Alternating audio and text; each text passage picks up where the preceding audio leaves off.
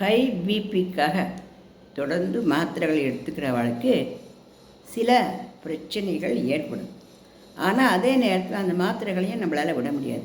அது சாப்பிட்டா தான் அந்த பிபி நார்மலுக்கு இருக்கும்.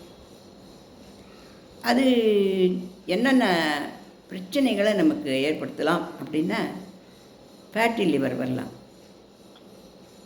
ஜீரண கோளாறு ஏற்படுத்தலாம், நம்ம வயத்தில் சுரக்கிற அமிலம் தேவையான அளவு சுரக்காமல் குறைஞ்சி சுரக்கலாம், ஜீரணமாகறதுக்கு ரொம்ப நேரம் பிடிக்கலாம், கேஸ்ட்ரிக் ட்ரபிள் மாதிரி வரலாம், அல்லது கேஸு அந்த ஏப்பமாக வந்துட்டே இருக்கிறது, கீழே வாயு பிரியறது, இந்த மாதிரிலாம் தொல்லையாக இம்சியாக இருக்கிற மாதிரிலாம் இருக்கலாம்.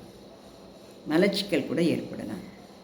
இதுக்களுக்கெல்லாம் நம்ம என்ன பண்ணணும் அப்படின்னாக்க, மாத்திரை மருந்துகளை நம்ம வழக்க பிரகாரம் எடுத்துக்க வேண்டியதுதான். அதை நம்ம டாக்டர் கேட்காது நிறுத்தினா நமக்கு உடம்பு பிரச்சனை தான்.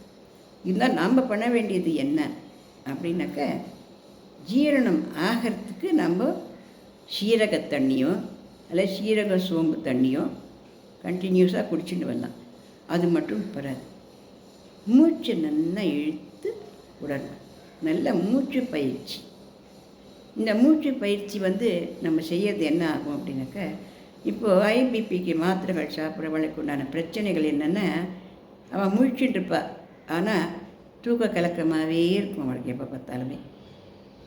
அந்த தூக்க கலக்கமாகவே ஏன் இருக்குது அப்படின்னாக்க, மூளைக்கு வேண்டிய அளவு ஆக்சிஜன் போக முடியல. அந்த பிபியினுடைய அதிகம் இருக்கிறதுனால போக முடியல. இதுக்கு நாம் என்ன பண்ணணும் அப்படின்னா, மூச்சு பயிற்சி பண்ணணும். அதாவது மூச்சு நல்லா இழுத்து நல்லா மெதுவாக இழுத்து ஒரு 2 செகண்ட் மூக்குக்குள்ளே அந்த மூச்சு காற்றை நிறுத்தி திருப்பியும் அப்படி விடணும். இந்த மாதிரி பண்ணுற சமயத்தில் என்ன ஆகுதுன்னா, நம்ம மூளைக்கு நம்ம தலைக்கு எல்லாத்துக்கும் நல்லா ஆக்சிஜன் கிடைக்கிறதுனால அந்த டல்லாக இருக்கக்கூடியது, தூக்கமாக வர மாதிரி இருக்கக்கூடியது அது ஏற்படாது. இது என்ன பண்ணும் அப்படின்னா, காத்தால வேலையிலலாம் தூக்கமாக வர மாதிரியாக இருக்கும். நைட்டானால் தூக்கமே வராது. அழகாக நல்லா ஃப்ரெஷ்ஷாக தூக்கம் முழிச்சு போயிட்டா மாதிரி இருக்கும். அதுக்கு காரணமும் அந்த மாத்திரைகள் தான். இருந்தாலும் அந்த மாத்திரைகளை நிறுத்த முடியாது தான். அப்போ நம்ம என்ன பண்ணணும் அப்படின்னாக்க, சாயந்தரம் வேளையில் 7 மணிக்குள்ளே சாப்பாடு கடையை முடிச்சுக்கணும். சாப்பாடாக சாப்பிடணும்னு அவசியம் இல்லை. லேசான உணவுகளாக கொழுக்கட்டை, இட்லி அந்த மாதிரி நம்ம உணவுகளை எடுத்துக்கலாம். அதுவும் 7 மணிக்குள்ளே நம்ம எடுத்துடணும். 1 மணி நேரம் கழித்து நம்ம என்ன பண்ணணும், மெதுவாக ஒரு அரை மணி நேரம் வாக் பண்ணணும். இந்த வாக் பண்ணுறது என்ன பண்ணும் அப்படின்னாக்க, நம்ம வயிற்றில் அந்த சாப்பிட்ட உணவு ஒரு பாதி முக்கால்வாசியாவது கொஞ்சம் வயிற்றில் ஜீரிக்க ஆரம்பித்து அது நமக்கு ஒரு இதத்தை கொடுக்கும். இந்த நடை நமக்கு, இந்த மூச்சு பயிற்சியில் நமக்கு அந்த இதமாக இருக்கிறதுக்கு ஆரம்பிக்கும். அதெல்லாம் நம்ம சாப்பிட்ட உடனே படுத்துட்டோம் அப்படின்னாக்க, அது ஜெரிக்காததுனால அது நமக்கு மேலுக்கு வயத்துக்கு மேலேக்கு ஏறிண்டு அந்த மார்பக்கத்துக்காக அடைக்கிற மாதிரி இருந்துச்சு.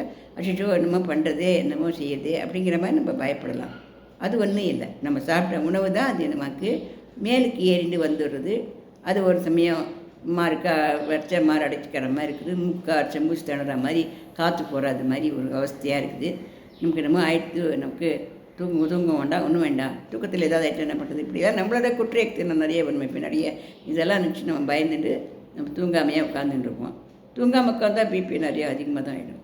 அதனால் நைட்டில் தூங்கிறதுக்கு நம்ம என்ன பண்ணணும், சாயந்தரம் 7 மணிக்கெல்லாம் நம்ம சாப்பிட்டுட்டு 8 மணிலேருந்து 8:30 மணி வரைக்கும் மெதுவாக நடக்கலாம். வேகமாக ஓடி நடக்கணுங்கிறதில்ல, மெதுவாக வீட்டுக்குள்ளேயே கூட நடக்கலாம். அல்லது வீட்டுக்கு கால் ஷெட்டோ இல்லை வீட்டுக்கு வாரத்தில் கொஞ்சம் மைதானம் மாதிரி இடம் இருந்தாலும் அந்த மாதிரி இடங்களையோ, அந்த நிறைய ரஷ்ஷு பஸ்ஸு கார்லாம் எல்லா இடமா பார்த்து நிதானமாக நடந்து போயிட்டு நிதானமாக நடந்து வரலாம்.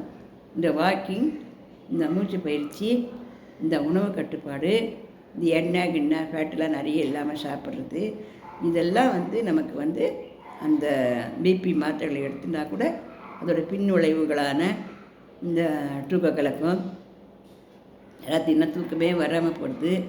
தூங்கிட்டே இருந்துச்சு அப்படியே மாரில் ஏதோ அழுத்துற மாதிரி இடப்பக்கம் ஏந்து உட்காந்துக்கிறது, இல்லை வாமிட் வர மாதிரி பண்ணுறது, இல்லை தலையை சுற்றுறது என்னமோ பண்ணுறது அப்படின்னு நம்ம யோஜனை பண்ணியிருக்கிறது எல்லாத்தையும் நிறுத்தும். அதோட அதீதமான சிந்தனைகளையும் நமக்கு கொடுத்துருவோம். நாம்ளாம் விட்டால் ஒத்தத்திரம் என்ன பண்ணிவிடுவான், ஒரு பெரிய கதையே எழுதிடுவோம். அந்தளவுக்கு நம்மக்கிட்டலாம் சமாச்சாரம் இருக்குது இல்லையா.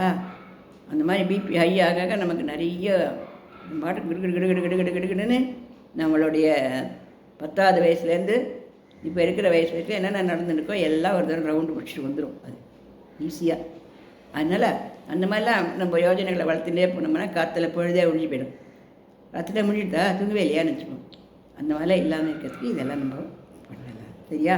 இந்த பதிவு பிடிச்சிருந்தா லைக் பண்ணுங்கள், ஷேர் பண்ணுங்கள், சப்ஸ்கிரைப் பண்ணுங்கள்.